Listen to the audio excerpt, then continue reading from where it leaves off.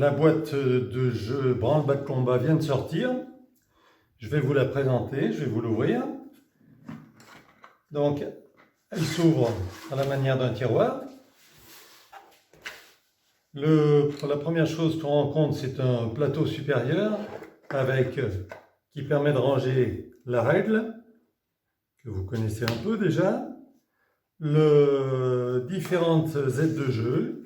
Ici, le test du vent, le test du moral, une aide de jeu recto-verso qui rassemble tous les résultats dont on sert très souvent dans le jeu, et puis également quelques fiches de navire de 3 couleurs différentes, fiches bleues, fiches vertes et fiches rouges, et qui permettent de noter les résultats sur les navires suivant les différentes nations de construction des navires, en bleu, en vert et en rouge.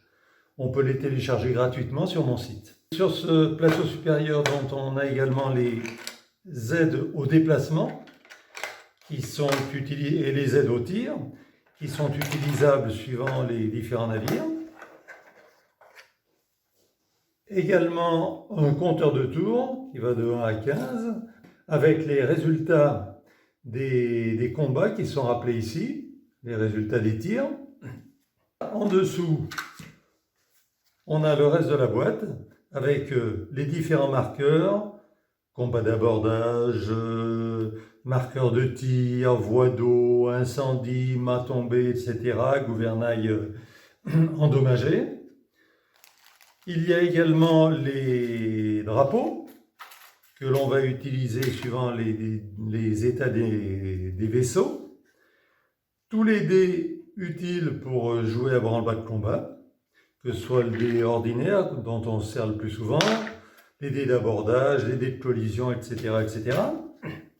Pour pouvoir jouer immédiatement avec le jeu branle-bas de combat, même si on n'a pas de figurine Langton ou autre superbe, gréée, mais qui coûte hélas un petit peu cher, mais enfin, quand on aime, on ne compte pas.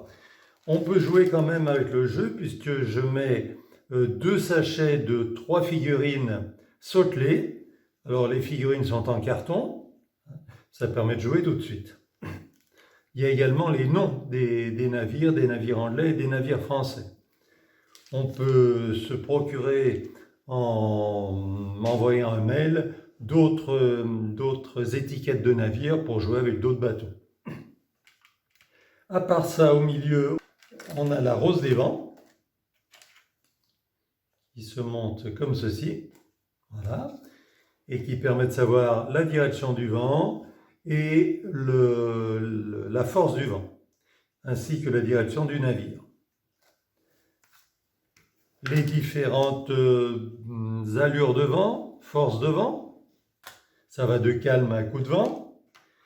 Et enfin, la machine de combat d'abordage, qui est bien pratique pour calculer le résultat d'un abordage. Voilà. Bon, je crois que j'ai fait le tour de la boîte. Avec tout ça, vous pourrez jouer à branle-bas de combat. Des parties qui durent, on va dire, quand on a 5-6 navires contre 5-6 navires et qu'on connaît la règle, on finit une partie en 3 heures facilement. Je vous souhaite bon jeu et au plaisir de vous voir sur des tables de jeu peut-être.